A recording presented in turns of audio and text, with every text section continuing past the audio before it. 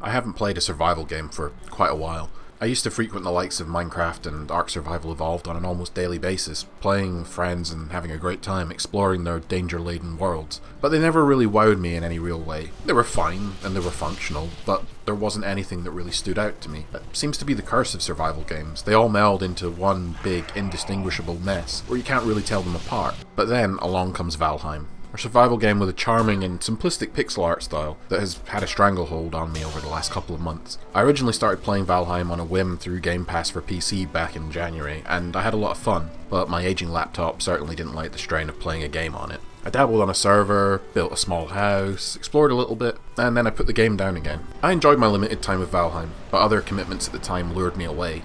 However, when I heard that Valheim was to join Game Pass for Xbox Series X and S, I took it upon myself to give it another shot. And to say that I'm glad that I gave it a second chance is an understatement. Valheim's worlds are procedurally generated, and yet it doesn't feel like it at all. Everything on the server that I've invested my time in feels deliberate. All of the dungeons, biomes, rivers, and natural landmarks feel like they were placed meticulously. Unlike many other survival games, Valheim has a clear structure and progression. Upon landing into the world, Odin's Raven, Hugin, will guide you through your initial first steps.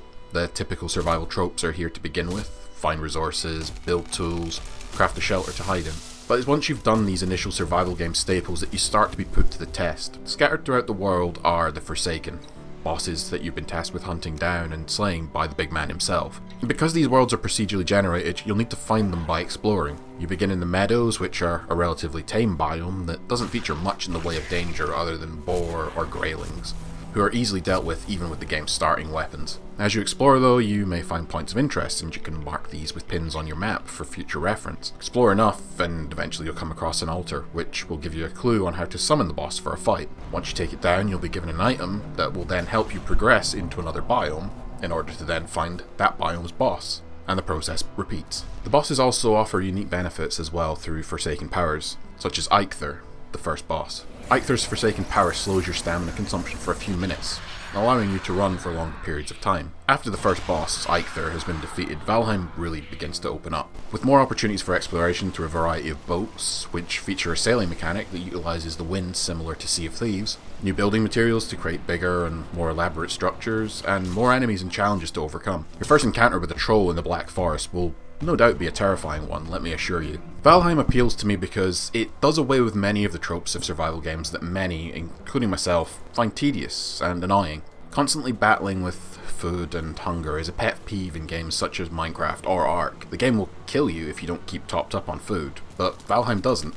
Of course, it does feature food, but it serves a different purpose that works much better. You're able to consume 3 food items at any one time. Different foods will add temporary buffs to either your health or your stamina, both of which have a base of 25 and 50 respectively. But by eating the correct combination of food, you can buff your health and stamina to much higher levels.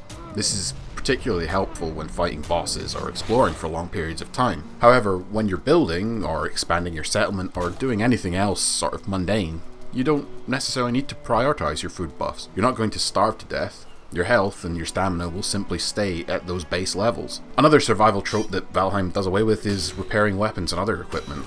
While things do break in Valheim, they're repaired without much of a second thought. By simply walking to an appropriate workstation, clicking the right stick, it immediately repairs your items in your inventory at no resource cost to you. It literally takes seconds, and you don't need to worry about crafting more pickaxes or other tools on a frequent basis as a result. That's not to say Valheim is not without its problems, however. Whilst it deals with many of the grindy and mundane aspects of other survival games, so too does it introduce some of its own. Mining for ore is one aspect that is painfully tedious, taking minutes at a time to get through one vein. As well as this, there is the problem with transporting the same ore back to your base. If you're a long way from home, you may have set up a portal network to zip around the world easier. Ores and other metals, however, cannot be taken through the portal network, meaning you have to manually take it back to your base to be smelted. This becomes especially troublesome later in the game, as the more advanced biomes become steadily further and further away from the starting location at the centre of the world. Whilst there are plans to add an option to turn this function off in the future, it should reasonably not exist in the first place. It's really stupid.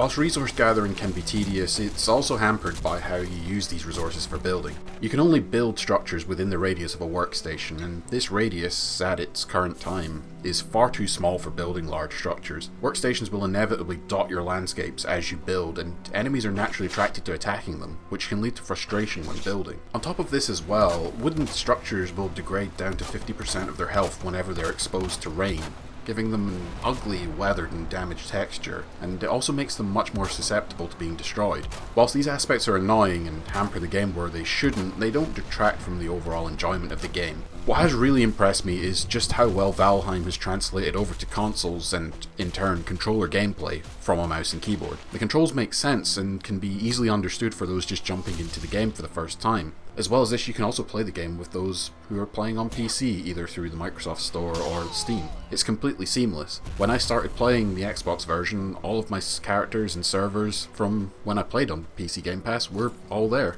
Valheim, for the most part, runs well, though there are some slight slowdown issues when you begin to build more elaborate and bigger structures. There's also some performance issues when playing with other people online. Desync is very prevalent, especially when sailing with multiple people in a boat, and also when you're fighting some enemies. Enemies as well also tend to have quite strange hitboxes.